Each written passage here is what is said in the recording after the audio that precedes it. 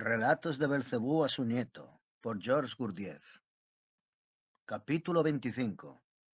El muy santo Ashiata Sheimash, enviado a la tierra desde lo alto.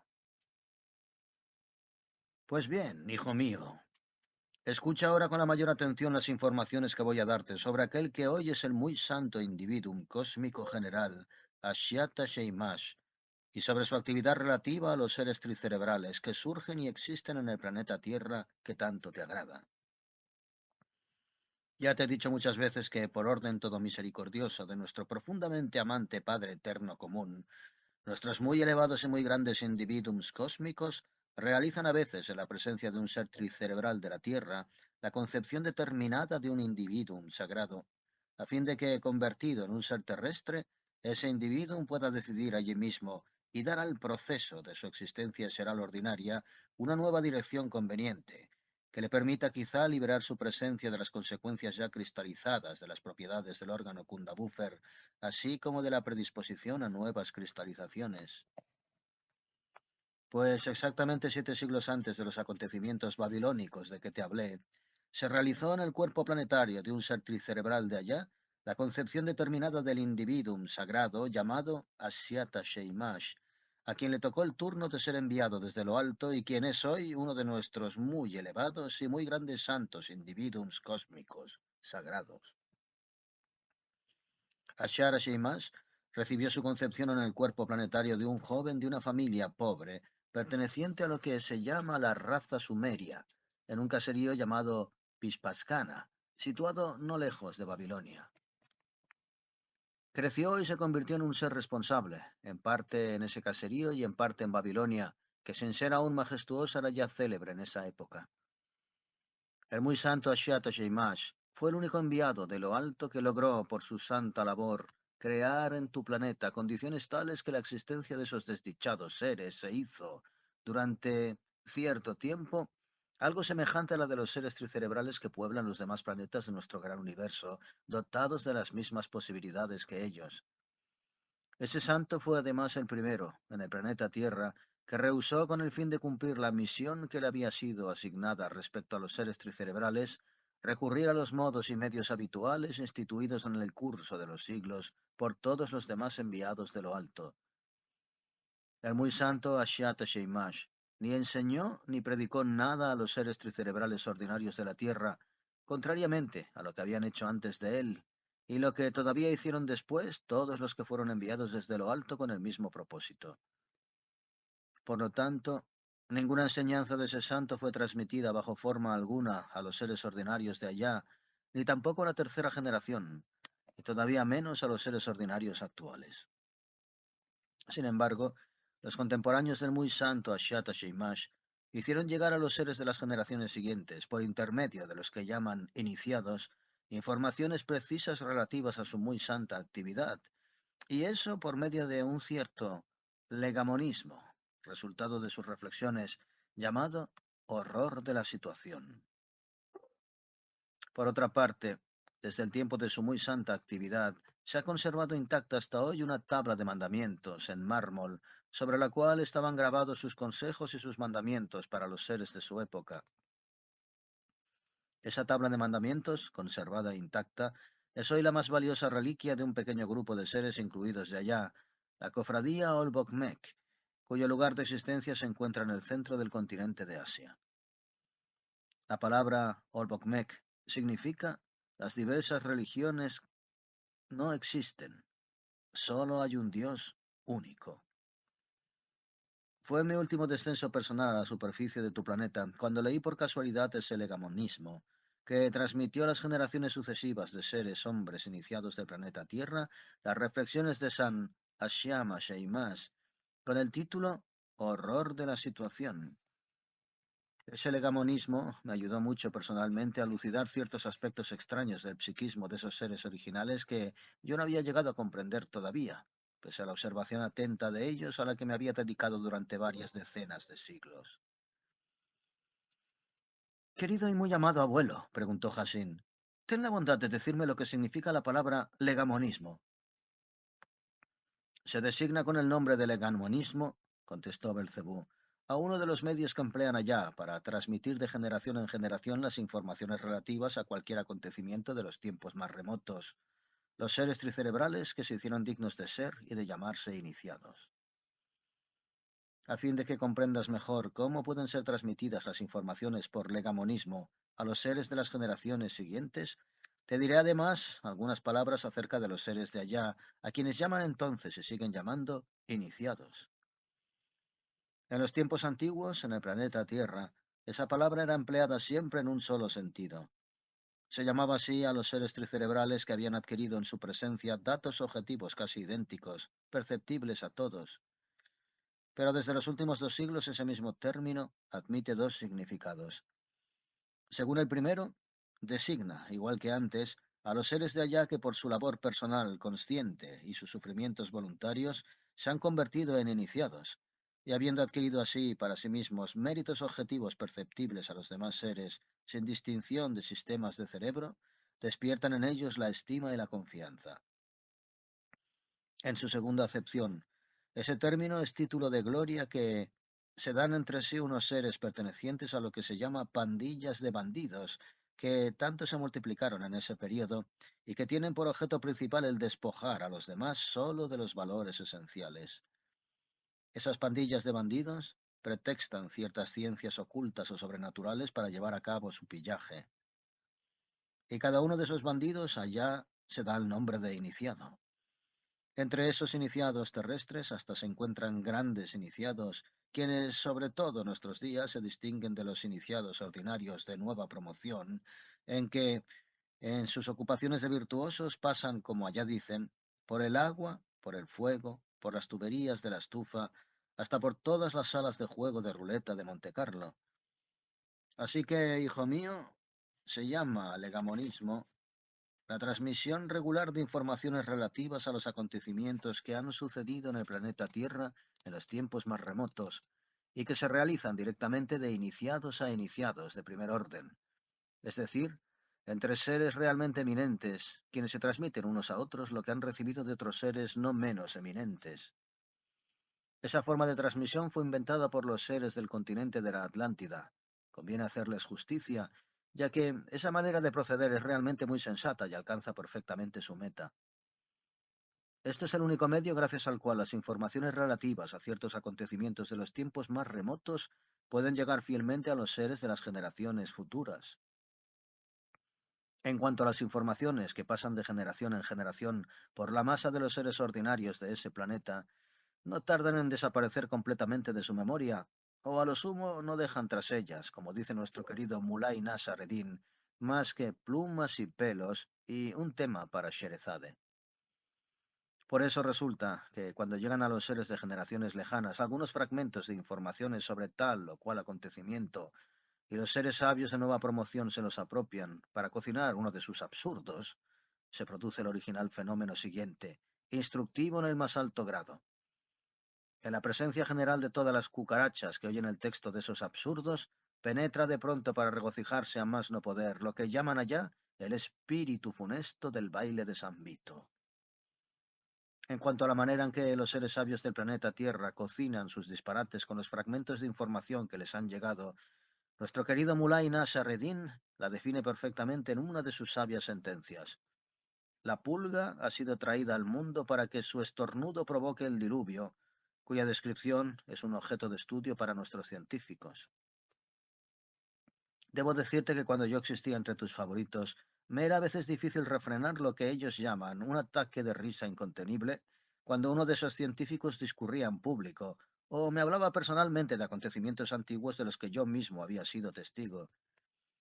Esos discursos y esos cuentos están llenos de ficciones cómicas como jamás habría podido inventar, a pesar de todos sus recursos, ni nuestro archirretorcido Lucifer, ni ninguno de sus asistentes. Capítulo 26. El legamonismo relativo a las reflexiones del muy santo Ashiata Sheimash con el título Horror de la situación. Belcebú prosiguió. El legamonismo por medio del cual se transmitieron las reflexiones del muy santo Ashiata Sheimash comenzaba con la oración siguiente. En el nombre de la causa de mi advenimiento, me esforzaré siempre en ser justo hacia todo principio espiritualizado de nuestro Padre común, todopoderoso, autócrata eterno, y hacia todo principio de sus manifestaciones espiritualizadas venideras. Amén. A mí, ínfima partícula del gran todo, me fue ordenado de lo alto revestir el cuerpo planetario de un ser tricéntrico de la Tierra, con el fin de ayudar a todos los demás seres que aparecen y existen en ese planeta a emanciparse de las consecuencias de las propiedades del órgano que fue implantado por altas y graves razones en la presencia de sus antepasados. Los individuos sagrados que antes de mí fueron especialmente creados desde lo alto con esa intención, todos trataron a fin de lograr esa misma meta, de cumplir la tarea que les había sido encomendada por medio de uno u otro de los tres caminos sagrados predestinados al perfeccionamiento de sí por nuestro Creador eterno mismo. Es decir, por medio de los caminos sagrados que se fundan en los impulsos eserales llamados fe, esperanza y amor. Cuando tuve 17 años cumplidos, me puse por orden de lo alto a preparar mi cuerpo planetario con miras a poder ser imparcial durante mi existencia responsable. Al prepararme así, tenía la intención, apenas hubiera llegado a la edad responsable, de cumplir también yo la tarea que me había sido asignada por medio de uno u otro de estos tres impulsos eserales sagrados. Mas durante el período de mi preparación, me fue dado encontrar en la ciudad de Babilonia a muchos seres pertenecientes a casi todos los tipos ya constituidos, y constaté en el curso de mis observaciones imparciales los diversos rasgos de sus manifestaciones eserales. Desde entonces se insinuó poco a poco en mi esencia una duda creciente sobre la posibilidad de salvar a los seres tricéntricos de ese planeta por medio de uno u otro de estos tres caminos sagrados. Las diversas manifestaciones de los seres que encontré no hicieron sino acrecentar mi duda, y pronto me convencieron de que esas consecuencias de las propiedades del órgano Kunda-Buffer, al transmitirse por herencia a través de una larga sucesión de generaciones, tanto se habían cristalizado en su presencia que de ahí en adelante se constituyeron en los seres contemporáneos como partes legítimas de su esencia, de modo que hoy estas consecuencias cristalizadas del órgano Kunda-Buffer son, para su presencia general, como una naturaleza dentro de su naturaleza. Por eso es que, cuando por fin me hice un ser responsable, decidí antes de escoger uno de los tres caminos sagrados con vistas a mi actividad ulterior, llevar mi cuerpo planetario al estado de Kshersnara sagrado, es decir, hasta el estado de percepción eseral, todos cerebros equilibrados. Ascendí con ese fin al monte Vecinyama, donde pasé 40 días y 40 noches de rodillas ejercitándome la concentración. Los 40 días siguientes no comí ni bebí. Recordaba y analizaba todas las impresiones dejadas en mí por todo lo que había percibido en el curso del período de preparación de mi existencia. En los 40 días y 40 noches siguientes permanecí de rodillas. No comí ni bebí, y arrancaba cada media hora de diversos lugares de mi pecho 2 pelos a la vez. Y no fue sino después de haber logrado de esta manera ser enteramente liberado de la influencia de toda asociación corporal o espiritual ligada a las impresiones de vida ordinaria, que me puse a reflexionar sobre lo que iba a hacer. Las reflexiones de mi razón purificada me llevaron entonces a la certidumbre de que ya era demasiado tarde para salvar a los seres actuales por medio de uno de estos tres caminos sagrados. Estas reflexiones me demostraban categóricamente que todas las funciones auténticas que debieron ser en los hombres tales como lo son en todos los seres tricéntricos de nuestro gran universo, ya habían degenerado en sus antepasados lejanos en otras funciones que forman parte de las propiedades del órgano Kunda-Buffer y que son muy semejantes a las verdaderas funciones eserales sagradas de fe, de esperanza y de amor. Esta degeneración debía probablemente su origen al hecho de que, una vez destruido el órgano Kunda-Buffer en sus antepasados, y a pesar de que estos hubiesen adquirido entonces los factores de los verdaderos impulsos eserales sagrados, les quedaba todavía el sabor de numerosas propiedades del órgano Kunda-Buffer. De allí en adelante, aquellas de las propiedades de ese órgano que se parecían a los tres impulsos sagrados se confundieron poco a poco con estos últimos, de manera que en su psiquismo se cristalizaron factores de impulsos de fe, de esperanza y de amor similares, por cierto, a los verdaderos,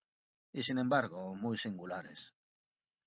Y los seres tricéntricos actuales creen, aman y esperan a veces, tanto con su razón como con su sentimiento, pero ¿cómo creen ellos? ¿Cómo aman y cómo esperan? En esto reside toda la particularidad de esas tres propiedades eserales. Ellos también creen,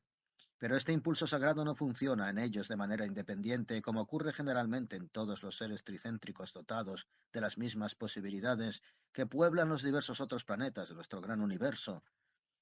En ellos este impulso surge bajo la dependencia de ciertos factores, determinados en su presencia general por esas mismas consecuencias de las propiedades del órgano Kunda-Buffer, tales como esas singulares propiedades que han surgido en ellos y a las cuales dan ellos los nombres de vanidad, amor propio, orgullo, presunción, etc. Por consiguiente, los seres tricéntricos de la Tierra son particularmente dados a percibir y a fijar en su presencia toda clase de Sinker Pusaramos, o como se dice aquí, creen en cualquier pamplina. Es muy fácil hacerle creer cualquier cosa a un ser de ese planeta siempre que la percepción de esa pamplina, ya sea provocada conscientemente desde fuera o que surja automáticamente, vaya acompañada en él del funcionamiento de uno u otro de los datos correspondientes cristalizados en ellos, de aquellas de las propiedades del órgano Kundabuffer que constituyen lo que se llama la subjetividad de ese ser, tales como el amor propio, el orgullo, la vanidad, la fanfarronería, la jactancia, la arrogancia y así por el estilo. Cuando semejante acción es sufrida por su ración degenerada y por los factores igualmente degenerados en sus localizaciones, encargados de realizar las sensaciones eserales, no sólo se cristaliza en esos seres una convicción errónea acerca de dicha pamplina, sino que después de eso, hasta llegarán a probar con ardor a quienes los rodean, con toda sinceridad y toda confianza, que precisamente es así y que no podría ser de otro modo. A su vez, los datos que engendran el impulso sagrado de amor han tomado en ellos la misma forma anormal. En la presencia de los seres actuales, el extraño impulso al que ellos también dan el nombre de amor sigue siendo fuente inagotable, pero ese extraño amor también es el resultado de algunas de las consecuencias cristalizadas de las propiedades del órgano Kundabuffer, y ese impulso surge y se manifiesta en la presencia de cada uno de ellos de manera totalmente subjetiva. Tan subjetiva y tan diversa, que si uno interroga a una decena de ellos sobre la manera en que sienten ese impulso interior, admitiendo, claro está, que, como caso extraordinario, respondan sinceramente y den una franca descripción de sus verdaderas sensaciones, y no de las que han leído en alguna parte o de las que han oído hablar, los 10 responderán diferentemente y hablarán de 10 sensaciones completamente distintas. Uno explicará este impulso solo bajo su aspecto sexual, otro verá en él solo piedad, un tercero solo deseo de sumisión, un cuarto solo comunidad de interés hacia cosas exteriores, y así sucesivamente. Pero ninguno de ellos sabrá describir ni aun remotamente la sensación del verdadero amor. Y nadie sabrá describirla,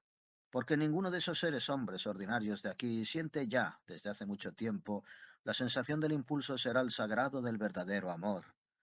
Y como ignoran ese sabor,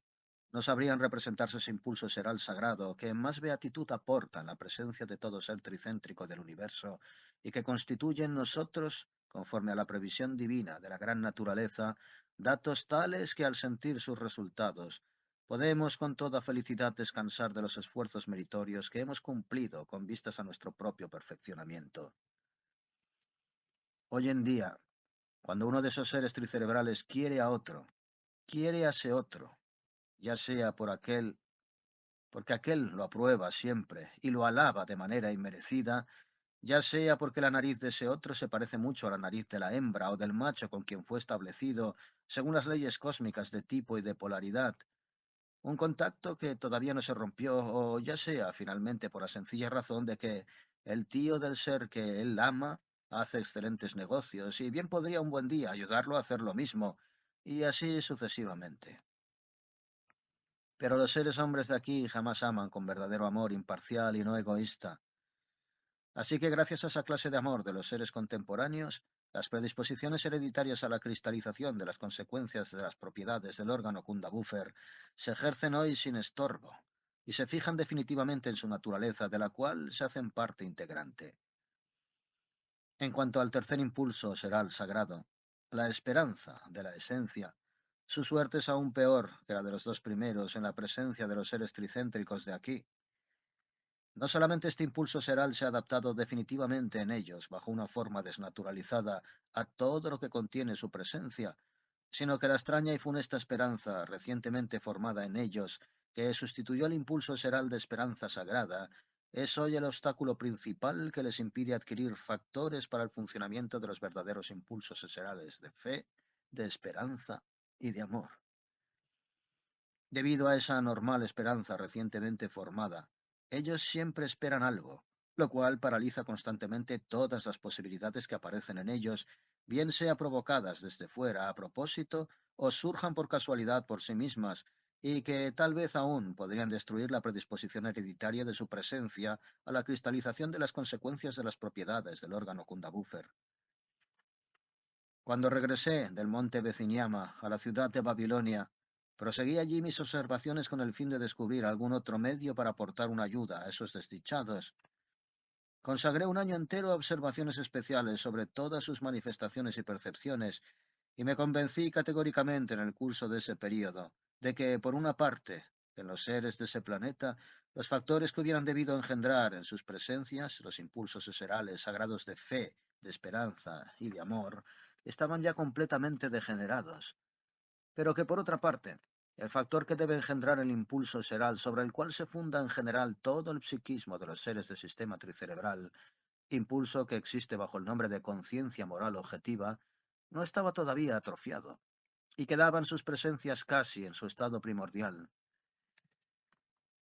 A causa de las condiciones de existencia exterior ordinaria, anormalmente establecidas, ese factor, al penetrar poco a poco hasta las profundidades de aquel de sus conscientes, que ellos llaman aquí el subconsciente, no toma por esa razón parte alguna en el funcionamiento de su consciente ordinario. Y comprendí entonces, incontestablemente, con todas las partes perspicaces que construyen mi yo integral, que sólo una participación de ese factor seral, intacto aún en sus presencias, en el funcionamiento general del consciente bajo la dirección del cual transcurre lo que llaman aquí su existencia de vigilia diaria, permitiría salvar a los seres tricerebrales actuales de aquí de las consecuencias de las propiedades del órgano que les fue injertado a propósito a sus primeros antepasados. Mis reflexiones ulteriores me confirmaron que semejante meta solo podría ser alcanzada si su existencia seral ordinaria transcurriera durante largo tiempo en condiciones previstas de manera adecuada. Cuando todo eso se hubo transmutado enteramente en mí, resolví dedicarme desde entonces exclusivamente a la creación de condiciones gracias a las cuales el funcionamiento de la conciencia moral sagrada, aún intacta en su subconsciente, pudiera participar poco a poco en el funcionamiento de su consciente ordinario. Que la bendición de nuestro todopoderoso Creador eterno, profundamente amante Padre universal común, se extienda sobre mi resolución. Amén. Así concluía el legamonismo consagrado a las reflexiones del muy santo e incomparable Ashiata Sheimash con el título Horror de la situación. Pues bien, hijo mío,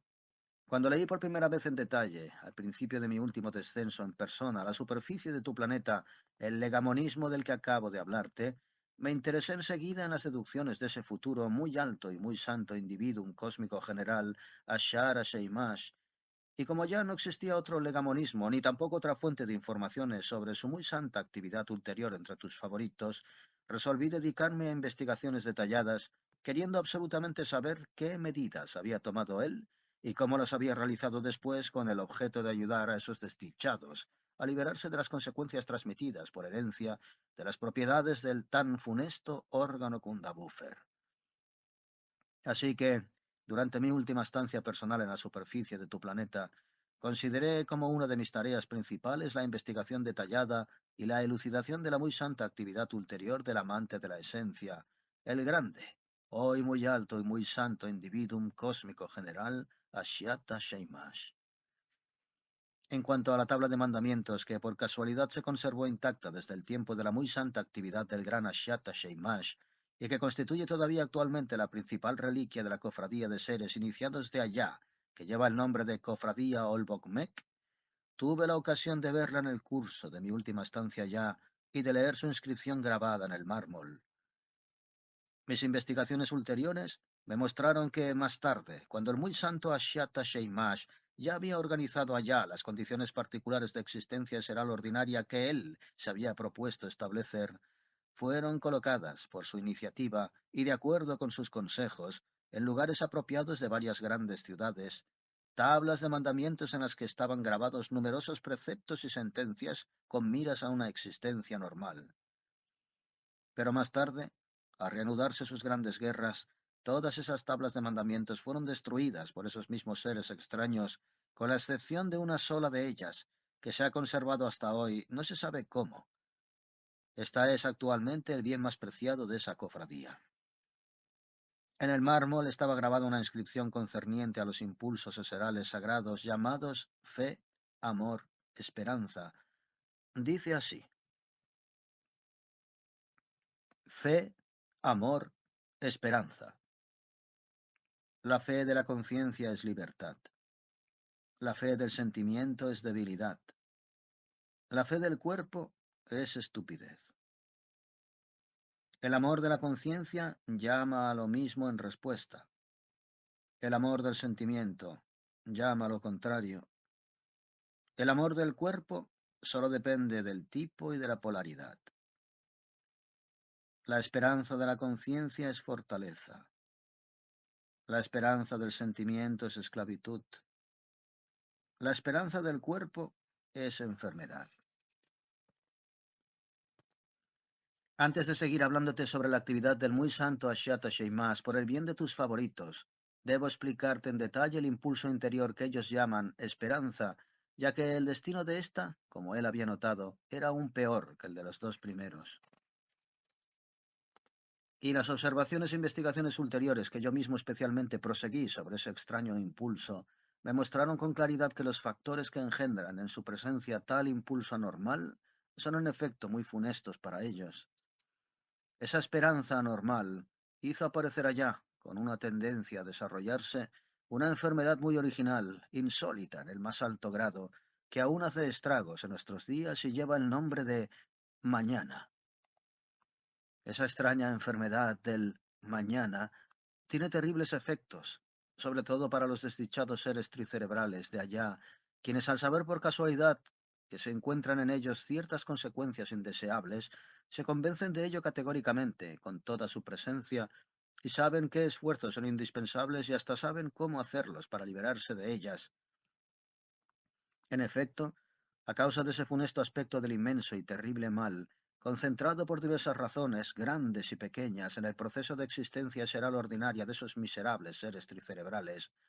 aquellos que por casualidad llegan a darse cuenta de todo eso, jamás logran efectuar los esfuerzos requeridos y posponiendo de mañana en mañana, pierden también toda posibilidad de alcanzar cualquier cosa que sea efectiva.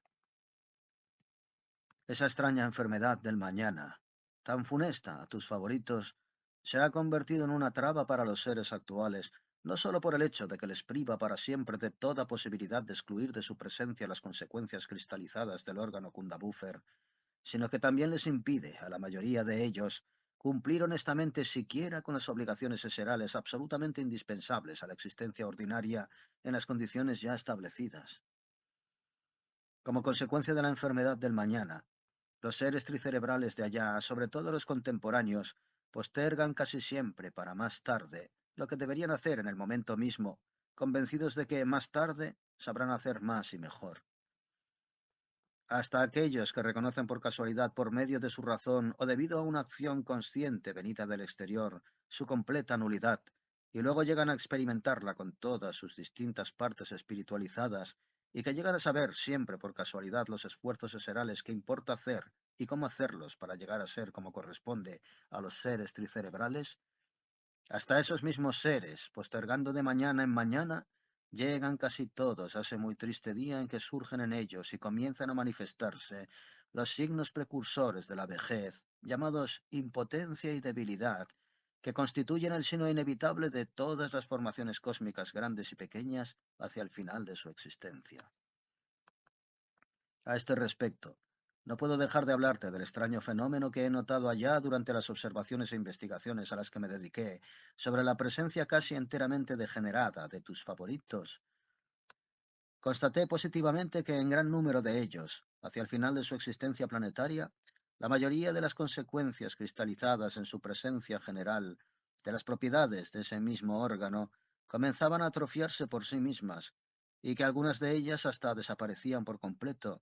lo que les permitía ver mejor y sentir mejor la realidad.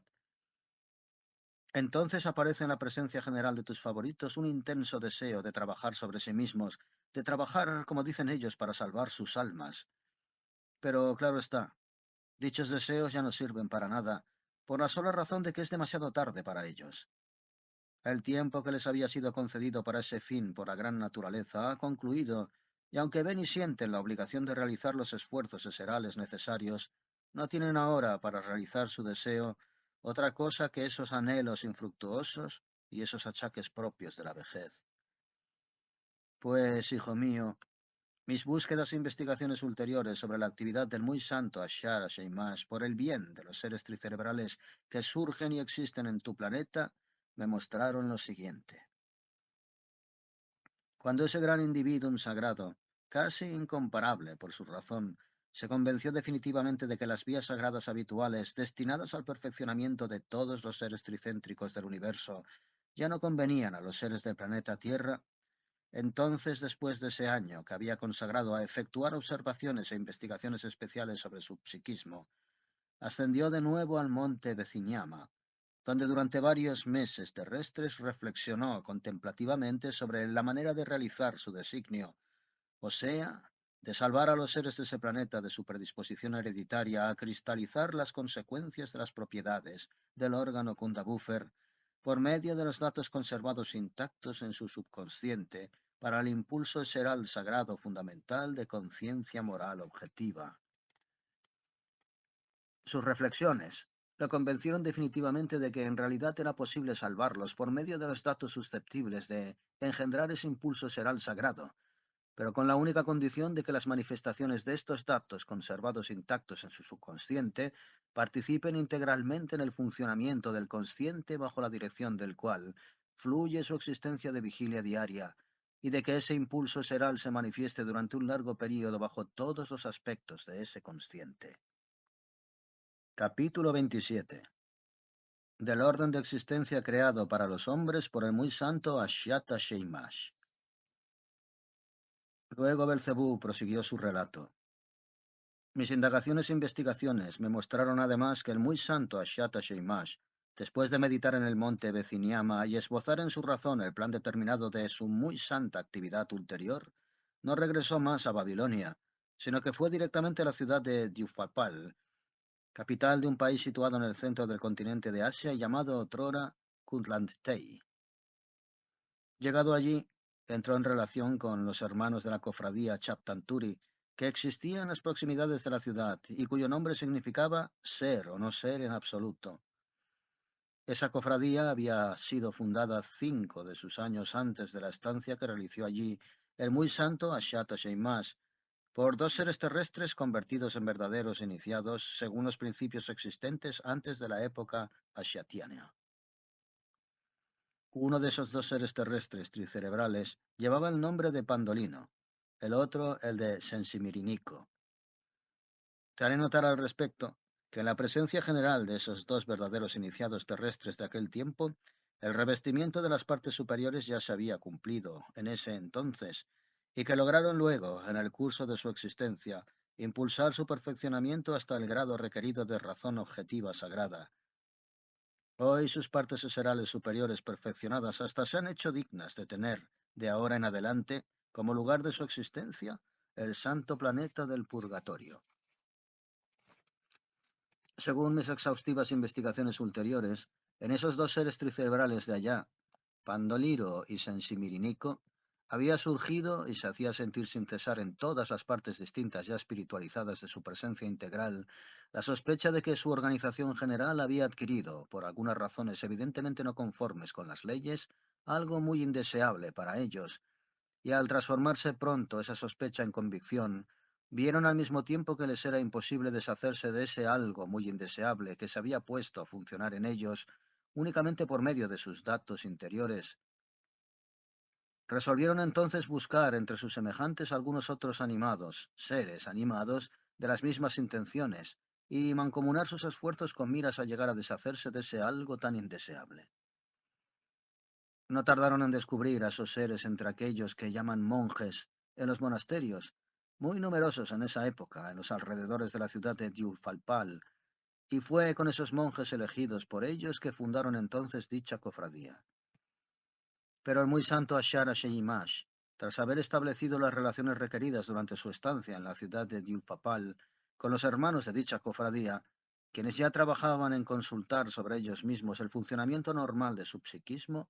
iluminó su razón por medio de informaciones objetivamente verdaderas y dirigió sus impulsos eserales en forma que pudieran sentir esas verdades sin la menor participación de los factores anormalmente cristalizados que se encontraban ya en sus presencias,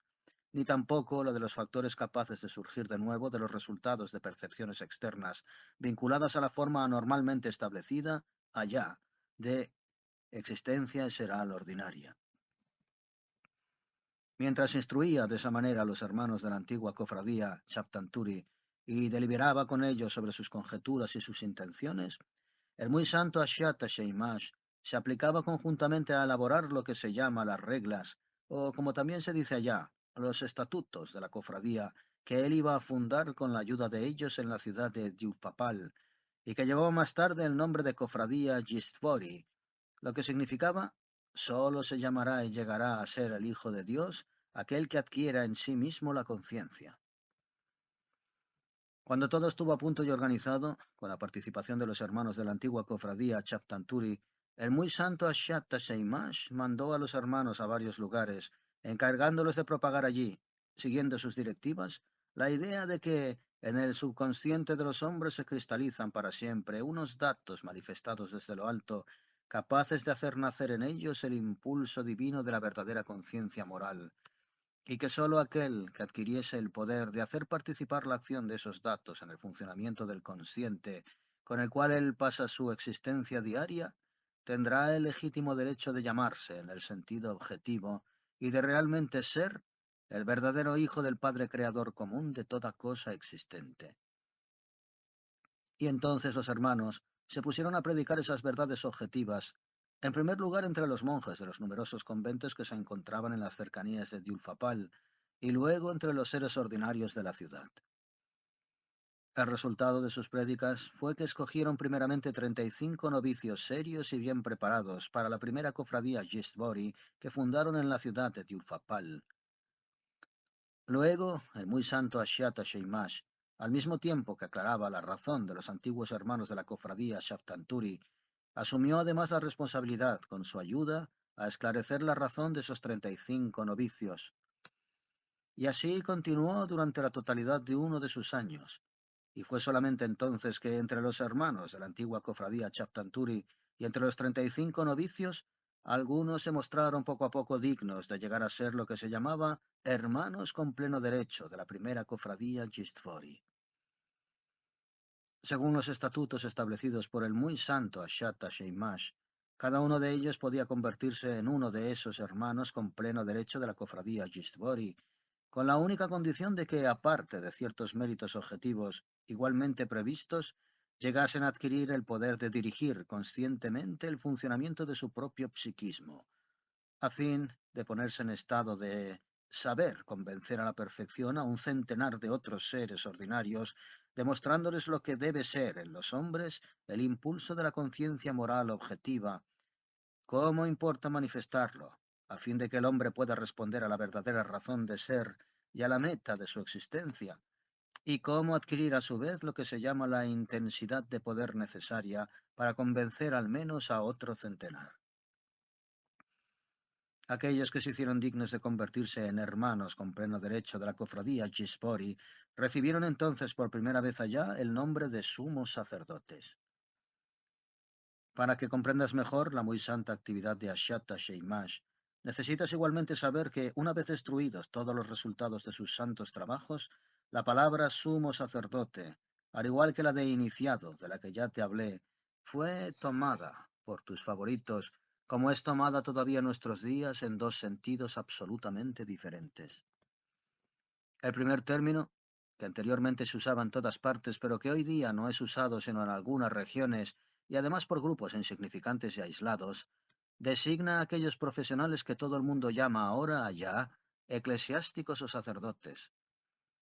El otro sentido de esa palabra, sumo sacerdote, se aplicaba y se aplica todavía hoy a aquellos seres de allá que por su existencia piadosa y los méritos de las acciones que han cumplido para el bien de quienes los rodean, se destacan hasta tal punto de los seres tricerebrales ordinarios que cada vez que éstos los recuerdan surge y se efectúa en su presencia el proceso llamado gratitud. Ya por el tiempo en que el muy santo Ashiata Sheimash iluminaba la razón de los hermanos de la antigua cofradía Chaptanturi y de los 35 novicios recientemente admitidos, se difundió entre los seres ordinarios de la ciudad de Diufapal y de sus cercanías esa idea verdadera de que la presencia general de los seres hombres encerraba todos los datos para la manifestación del impulso divino de conciencia moral objetiva, pero que ese impulso divino no participaba en su consciente general, ya que estaba impedido por ciertas manifestaciones que, si bien les aportaban en el momento presente diversas satisfacciones destinadas a ser pagadas mucho más tarde, así como numerosas ventajas materiales, atrofiaban, sin embargo, gradualmente los datos depositados por la naturaleza en su presencia, con el fin de provocar en los seres que los rodean, sin distinción de sistema de cerebros, el impulso objetivo del divino amor. Todas esas nociones de la verdad se propagaron sobre todo gracias a la previsión idealmente sensata del muy santo Ashata Sheimash, que exigía de cada uno de los que se esforzaban en llegar a ser hermanos con pleno derecho de la cofradía Gisbori, que adquiriese, además de numerosos méritos determinados, el poder de hacer percibir el impulso divino de conciencia a cada una de las tres partes asociativas espiritualizadas de otros 100 seres tricerebrales de allá.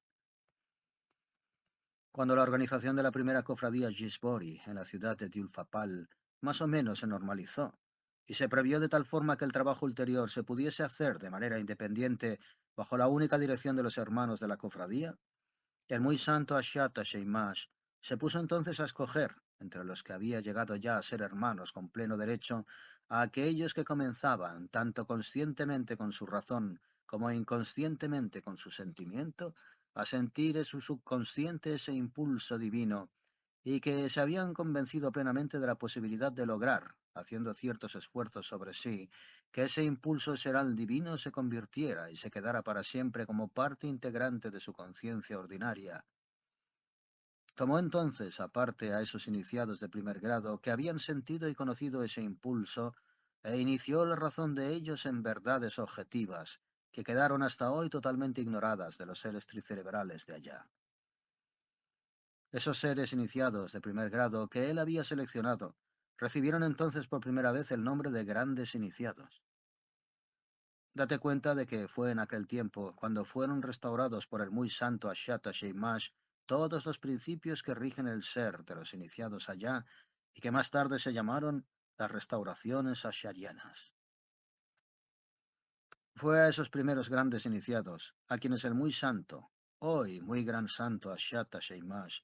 explicó entre otras cosas en detalle lo que precisamente era ese impulso seral de conciencia moral objetiva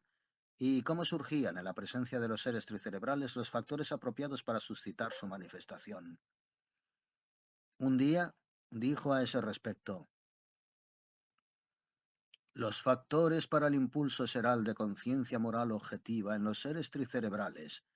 nacen de las partículas localizadas en sus presencias, de las emanaciones de la aflicción de nuestro profundamente amante e infinitamente paciente Creador eterno. Por eso es que la fuente de manifestación de la conciencia verdadera suele ser llamada a veces entre los seres tricerebrales el representante del Creador. Esa aflicción es suscitada en nuestro Padre común, sostén de todas las cosas, por la lucha que prosigue sin descanso en el universo entre la alegría y el dolor. Y añadió: nosotros los hombres, lo mismo que todos los seres tricéntricos del universo entero sin excepción, Debido a los datos cristalizados en nuestra presencia general para engendrar en nosotros el impulso divino de conciencia moral objetiva, nosotros por entero, y toda nuestra esencia está en su raíz, no somos y no debemos ser sino sufrimiento. Y debemos ser sufrimiento, porque ese impulso seral no puede manifestarse plenamente en nosotros sino por la lucha constante de dos funcionamientos de naturaleza completamente opuesta, provenientes de dos fuentes cuyos principios son absolutamente contrarios, es decir, por la lucha constante entre los procesos de funcionamiento de nuestro cuerpo planetario y los procesos paralelos de funcionamiento que se establecen a medida que nuestros cuerpos eserales superiores se revisten y se perfeccionan en dicho cuerpo planetario, procesos que, en su conjunto, realizan en los seres tricéntricos todas las clases de razón. Por consiguiente, al igual que todos los seres tricéntricos de nuestro gran universo, nosotros los hombres, que existimos en la Tierra, debemos luchar inevitablemente sin cesar, en virtud de la presencia en nosotros de factores destinados a engendrar el impulso divino de conciencia moral objetiva, contra los dos funcionamientos totalmente opuestos que surgen y se efectúan en nuestra presencia general y cuyos resultados siempre percibimos, algunos como deseos y otros como no deseos. Ahora bien, aquel de nosotros que conscientemente ayude al proceso de esta lucha interior y que conscientemente ayude a los no deseos a prevalecer sobre los deseos, actuará de acuerdo al ser del Creador mismo, nuestro Padre común, mientras que aquel que conscientemente favorezca lo contrario, no hará más que aumentar su aflicción.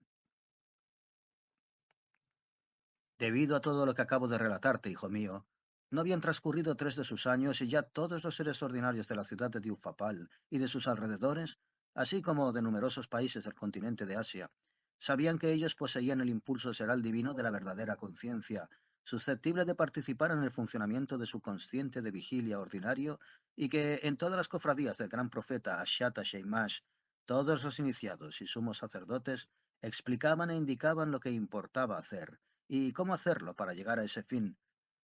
Además, casi todos comenzaron a esforzarse y afanarse con miras a convertirse en sumos sacerdotes de las cofradías Shishbori, que fueron fundadas en grandes cantidades en ese período en diversos países del continente de Asia, funcionando cada una casi independientemente. Esas cofradías casi independientes surgieron allá en el siguiente orden. Cuando el conjunto del trabajo de la cofradía fundada en la ciudad de Diufalpal fue definitivamente fijado, el muy santo Ashata Sheimas envió a los grandes iniciados, provistos de instrucciones apropiadas, a otros países y ciudades del continente de Asia, a fin de organizar allí esas cofradías, y en cuanto a él, prosiguió su existencia en la ciudad de Diufapal, desde donde dirigió la actividad de sus auxiliares. Sea lo que fuere, hijo mío, el hecho es que tus favoritos, esos extraños seres tricerebrales, comenzaron casi todos ellos también a sentir, con todas sus partes eserales espiritualizadas, la necesidad de la verdadera conciencia divina objetiva, y a hacer esfuerzos por adquirirla en su consciente de vigilia ordinario. Dicho de otro modo, casi todos los seres de Asia se pusieron a trabajar sobre ellos mismos, bajo la dirección de los iniciados y de los sumos sacerdotes de la cofradía Gisbori, con el fin de hacer pasar a su consciente ordinario los resultados de los datos presentes en su subconsciente, donde ellos suscitan el impulso de la verdadera conciencia moral divina, y con el fin de obtener así la posibilidad, por una parte, de extirpar de sí, y quizá para siempre, las consecuencias de las propiedades del órgano Kundabuffer,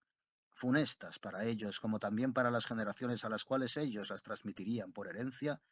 y por otra parte, de contribuir conscientemente a disminuir la aflicción de nuestro Padre eterno común. Desde entonces, en ese período y sobre todo en el continente de Asia, predominó poco a poco en el proceso ordinario de existencia eseral de tus favoritos, tanto en su estado de vigilia consciente como en su estado de pasividad instintiva, el problema de la conciencia moral objetiva. Y entre los seres tricerebrales de entonces, aun aquellos que todavía no habían transmutado en su presencia el sabor de ese impulso divino y que todavía no tenían en su consciente singularmente original más que simples indicaciones referentes al impulso eseral que podría encontrarse en ellos, también se esforzaban por manifestarse en todo conforme a esas indicaciones. El resultado de todo lo que acabo de decir fue que, transcurridos 10 de sus años, habían desaparecido ya por sí mismas las dos principales formas anormalmente establecidas de existencia seral ordinaria, que estaban en esa época, igual que hoy, en el origen de la mayoría de las causas nefastas que entorpecen, cada vez más, la posibilidad de establecer allá las condiciones de una existencia seral normal, aunque solo fuese exteriormente. En efecto, primero su división en múltiples comunidades, con todas sus formas organizadas de existencia exterior y hasta interior, que ellos llaman sus organizaciones de Estado, cayó por sí misma. Y segundo, la visión de los seres en los que se llama diversas castas o clases, que habían sido instruidas desde hacía bastante tiempo en estas comunidades múltiples, también desapareció por sí misma. Según mi opinión, la segunda de esas dos principales formas anormalmente establecidas de existencia será la ordinaria, o sea, la repartición en castas y clases diferentes, determinó precisamente, como más tarde tú también lo comprenderás, la cristalización permanente en tus favoritos, de datos para una propiedad psíquica particular que sólo se hizo inherente en todo el universo a la presencia de esos desafortunados seres tricerebrales. Esa propiedad excepcional se formó en ellos poco tiempo después de la segunda perturbación transpalniana de allá. Al desarrollarse y consolidarse gradualmente en ellos, pasó por herencia de generación en generación, llegando a los seres actuales como parte integrante inajenable de su psiquismo general, y ellos mismos llamaron a esa tan particular propiedad egoísmo. Te explicaré también más tarde, en tiempo oportuno, durante mis relatos sobre los seres tricerebrales que existen sobre el planeta Tierra, cómo tus favoritos fueron llevados, por causa de las condiciones anormalmente establecidas de existencia seral exterior, a repartirse por primera vez los unos a los otros en castas diferentes, y cómo debido a ciertas anomalías consecutivas, esa funesta forma de relaciones recíprocas todavía existe hoy por hoy. Mientras tanto, debes saber que si esa singular propiedad de su psiquismo, llamada egoísmo, apareció en su presencia general, es que, debido a esas mismas condiciones anormalmente establecidas, su psiquismo, poco tiempo después de la segunda perturbación transpalniana, se hizo dual. Ese hecho se me hizo evidente durante mi última estancia personal en la superficie de tu planeta, cuando me interesé tan vivamente en el legamonismo referente a las reflexiones del muy santo Ashata Sheimash, titulado Horror de la situación. En efecto, durante mis indagaciones e investigaciones minuciosas sobre su muy santa actividad y sobre sus resultados, quise saber por qué y cómo la cristalización de esos factores que provienen de las partículas de emanaciones de la aflicción de nuestro Padre Creador común y sirven a la realización del impulso seral divino de conciencia moral objetiva, se efectuaba en su presencia justamente en su subconsciente, escapando así a una degeneración definitiva, a la inversa de los datos depositados en ellos para suscitar en su presencia los impulsos eserales sagrados de fe, de esperanza y de amor. Y me convencí de que a esas extrañas anomalías de allá se les podían aplicar una de las sabias sentencias de nuestro estimado, irreemplazable y venerado Mulay Nasar Eddin, que dice: toda dicha real para el hombre solo puede venir de una desdicha experimentada como no menos real. Esta dualidad de su psiquismo general se efectúa por el hecho de que diversas iniciativas individuales surgen simultáneamente, por una parte de aquella de las localizaciones que predomina siempre en su presencia durante su existencia de vigilia y que no es sino el resultado de impresiones accidentalmente percibidas, suscitadas desde fuera por el medio anormal que los rodea, impresiones cuyo conjunto constituye lo que ellos llaman su consciente, y por otra parte, de esa localización normal que se encuentra en la presencia de todo tipo de seres, a la cual ellos dan el nombre de subconsciente. Y ya que esas iniciativas individuales provienen durante su existencia de vigilia diaria de dos localizaciones diferentes, cada uno de esos seres está entonces, por así decirlo, dividido en dos personalidades independientes. Es importante notar al respecto que esa dualidad es igualmente causa de que su presencia haya perdido poco a poco el impulso indispensable para los seres tricerebrales que lleva el nombre de sinceridad. Más tarde, el hábito de reprimir intencionalmente ese impulso será el llamado sinceridad, hasta echó raíces en ellos, y los seres tricerebrales de allá, desde el día de su nacimiento, son acostumbrados por sus productores, o según la expresión de ellos por sus padres, a un impulso absolutamente contrario, que es la falsedad.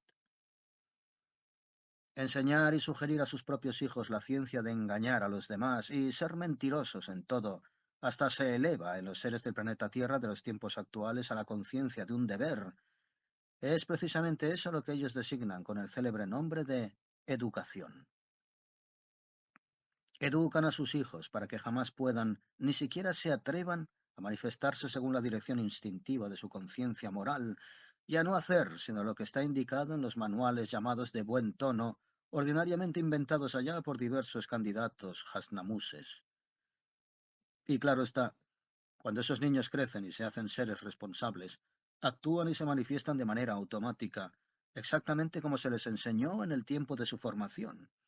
Es decir, según el modo en el cual se les ha sugestionado, se les ha dado cuerda, o sea, se les ha educado.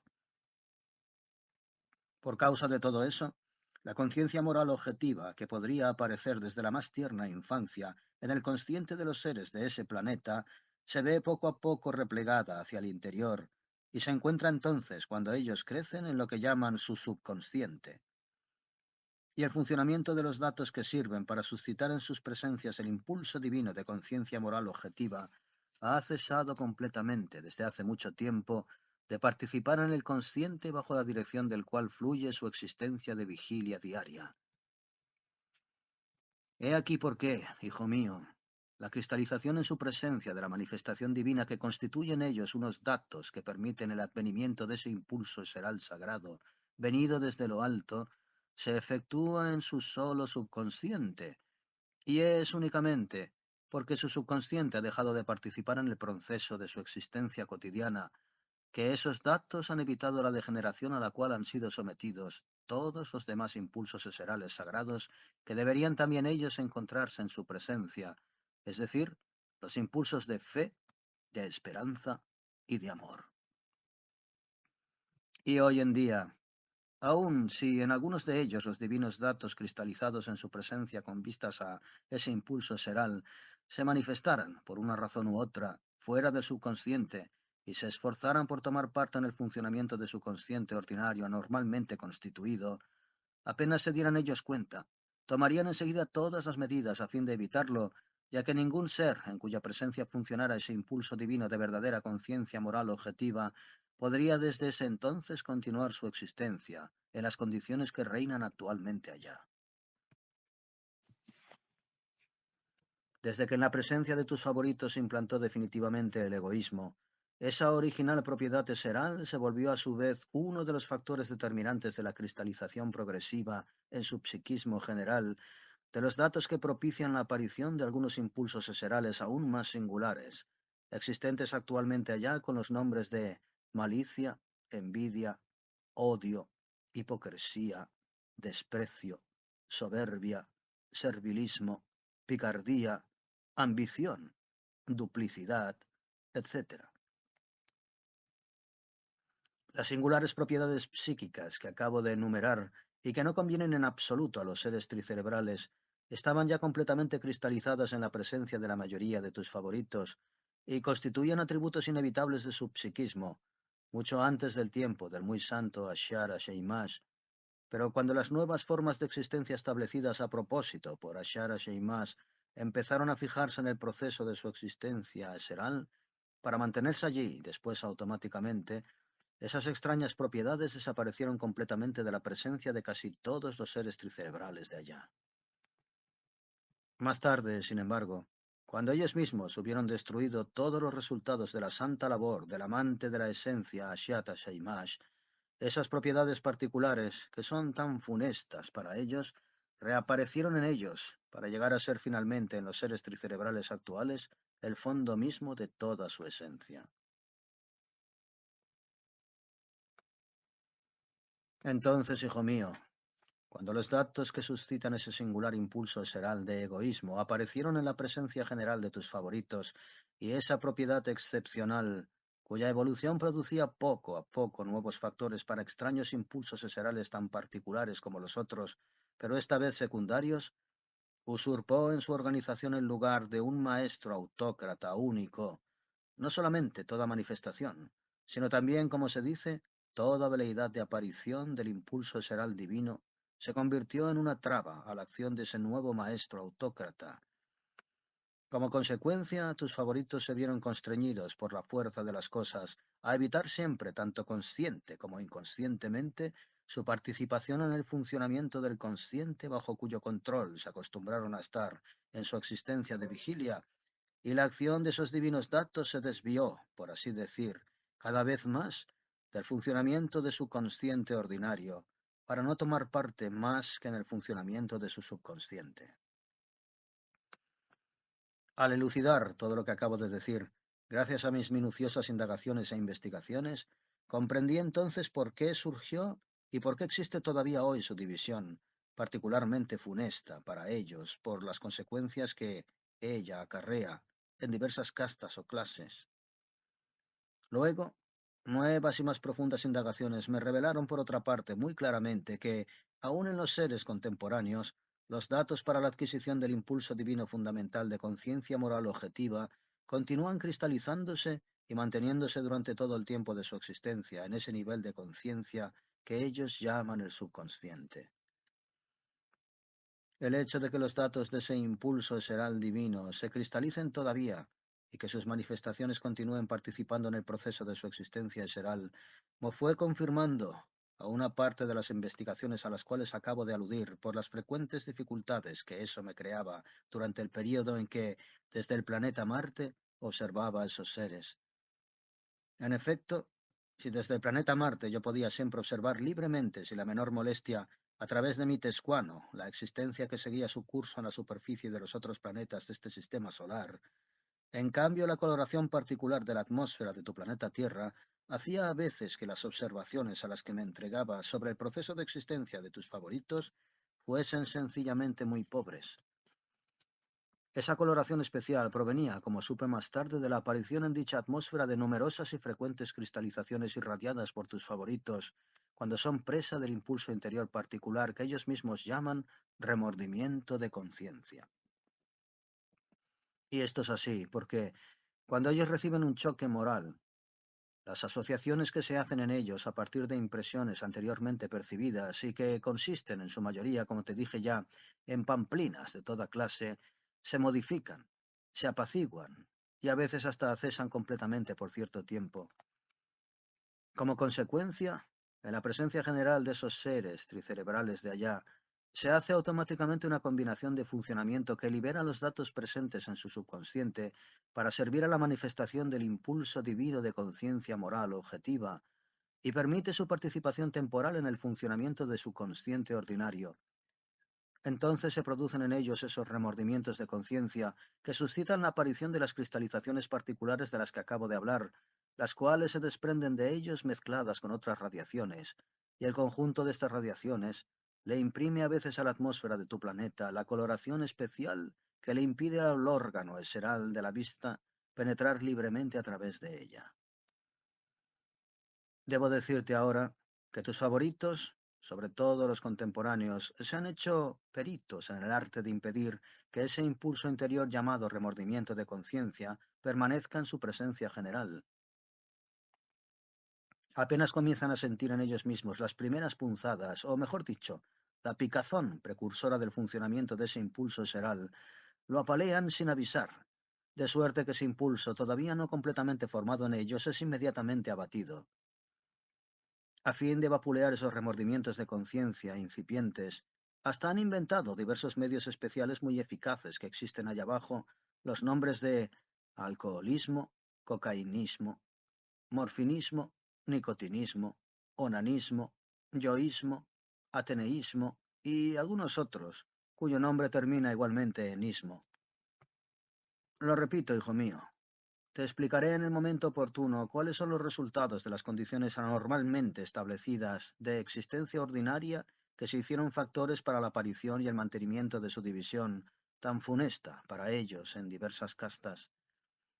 Te daré seguramente algún día unas informaciones precisas sobre esa anomalía. Ellas podrán ayudarte en tus confrontaciones lógicas ulteriores a comprender mejor la extrañeza del psiquismo de los seres tricerebrales que te agradan. Mientras tanto, déjate impregnar de lo siguiente.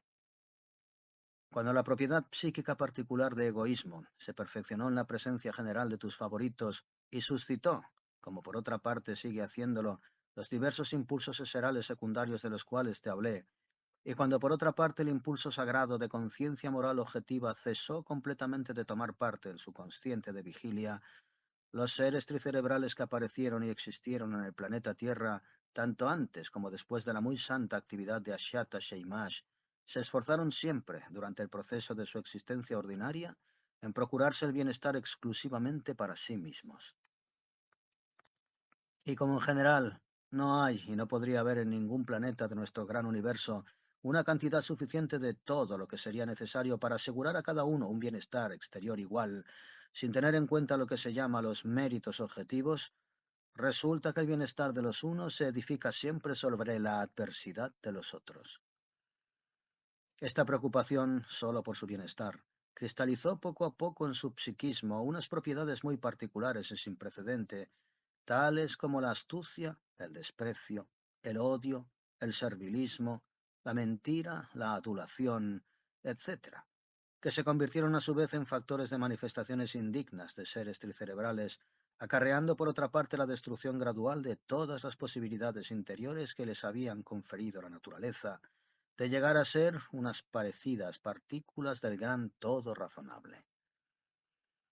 Entonces, hijo mío, cuando los resultados de la santa labor del amante de la esencia Ashatta Sheimash se fusionaron con el proceso de lo que ellos llaman la existencia interior y exterior, y como consecuencia, los datos permanecidos intactos en su subconsciente para el impulso divino de conciencia moral objetiva participaron progresivamente en el funcionamiento de su consciente de vigilia, la existencia eseral, tanto desde el punto de vista personal como del punto de vista de sus relaciones recíprocas, se desenvolvió en ese planeta casi como en los demás planetas de nuestro gran universo poblados de seres tricerebrales. Desde entonces, tus favoritos se comportaron unos hacia otros como hacia manifestaciones del único creador común, diferenciándose únicamente por sus grados, y no demostraron respeto a cada cual, sino según los méritos que éste había adquirido por sí mismo, con la ayuda de los parcoldeberes eserales, es decir, con la ayuda de una labor personal consciente y sufrimientos voluntarios. Es por eso que en ese período dejaron de existir las dos funestas formas principales de su existencia ordinaria, es decir, la división en diversas comunidades independientes y la subdivisión de esas comunidades en diferentes castas, o como todavía se dice allá, en diferentes clases. En esa época, todos los seres tricerebrales de tu planeta se consideraban a sí mismos y consideraban a sus semejantes simplemente como seres que llevaban en sí partículas de las emanaciones de la aflicción del Padre Creador común. Y si aconteció así, fue porque los datos del impulso seral divino participaban por su acción en el funcionamiento de su consciente de vigilia ordinaria y que se manifestaban en sus relaciones recíprocas, solamente según su conciencia. También los amos dejaron en ese tiempo de privar a los esclavos de su libertad, y diversos seres, detentadores de poder, desistieron ellos mismos de sus derechos inmerecidos, al reconocer y sentir, según su conciencia, que poseían y ejercían esos derechos y funciones no por el bien común, sino para la única satisfacción de diferentes debilidades personales, tales como vanidad, amor propio, tranquilización de sí mismo y así sucesivamente. En ese período, claro está, también hubo allá toda clase de jefes, de conductores y de consejeros especialistas. Pero esta vez, tal como en todos los demás planetas del universo, poblados por seres tricerebrales, llegados a diversos grados de perfeccionamiento, era por diferencia de edad y por lo que se llama el poder de la esencia que ellos accedían a esa situación, y ya no más por derecho hereditario o por elección, como se hacía antes de esa bienhechora época asiatiana y como todavía se hace hoy en día. Todos esos jefes, conductores y consejeros se convertían en tales por sí mismos, por la fuerza de las cosas, según méritos objetivos adquiridos personalmente y experimentados con toda certidumbre por todos los demás seres al derredor. He aquí cómo sucedieron las cosas. Tras ponerse a trabajar todos los seres de ese planeta con el propósito de adquirir en su consciente esa divina función de verdadera conciencia, transmutaron en sí mismos, con ese fin, tal como se hace por todas partes en el universo, lo que llaman las tendencias eserales obligoluadas, o sea, las 5 tendencias siguientes. La primera, tener en el transcurso de su existencia eseral ordinaria todo lo que es satisfactorio y realmente indispensable para su cuerpo planetario. La segunda, tener en sí mismo, constantemente, una necesidad instintiva inextinguible de perfeccionamiento en el sentido del ser. La tercera, esforzarse conscientemente por conocer siempre más a fondo las leyes de la creación del mundo y de la existencia del mundo. La cuarta, pagar desde el comienzo y cuanto antes por su llegada al mundo y por su individualidad, a fin de ser libre. Luego, para aliviar en toda la medida de lo posible la aflicción de nuestro Padre común. Y la quinta, siempre ayudar a sus semejantes, así como a los seres de otras formas, con miras a su perfeccionamiento acelerado hasta el grado de marfotai sagrado, es decir, hasta el grado de autoindividualidad. En ese período, cuando cada ser terrestre tricéntrico trabajaba conscientemente sobre sí mismo, conforme a estas 5 tendencias, muchos de ellos pronto obtuvieron verdaderos resultados bajo la forma de méritos objetivos perceptibles a los demás. Esos méritos objetivos, por supuesto, atrajeron hacia ellos la atención de los seres a su alrededor, quienes se pusieron a rendirles homenaje y a manifestarles respeto, tratando incluso con alegría de mostrarse dignos de despertar su interés y de recibir de ellos indicaciones y consejos sobre la manera de llegar a su vez a ese perfeccionamiento. Los seres de aquellos tiempos que así se hacían distinguir designaban a su vez entre sus semejantes, es decir, entre los seres de igual mérito, a aquel que hubiera llegado más lejos, y este último se convertía automáticamente, sin derecho hereditario u otro, en jefe de todos. Mientras más se le reconocía su calidad de jefe, más lejos se extendía su poder, y no solamente en las partes de tierra firme vecinas, sino incluso en continentes e islas distantes. En esa época los consejos e indicaciones de esos jefes, y en general cada una de sus palabras, eran ley sagrada para todos los seres tricerebrales de allá. Los seguían con alegría y devoción, contrariamente a lo que ocurría antes de que fueran alcanzados los resultados de la santa labor de Ashata Sheimash, y además a lo que continúa ocurriendo hoy, después de haberlo destruido ellos mismos. Esto quiere decir que hoy en día tus favoritos, esos extraños seres tricerebrales, no acatan las órdenes y mandatos de sus jefes, o como ellos los llaman, de sus soberanos, sino por miedo a lo que denominan las bayonetas o los nidos de piojos, de los que esos jefes y soberanos tienen gran cantidad a su disposición. Los resultados de la santa labor de Ashata Sheimash tuvieron entonces una repercusión de forma bien definida en la terrible manifestación particular del psiquismo de tus favoritos,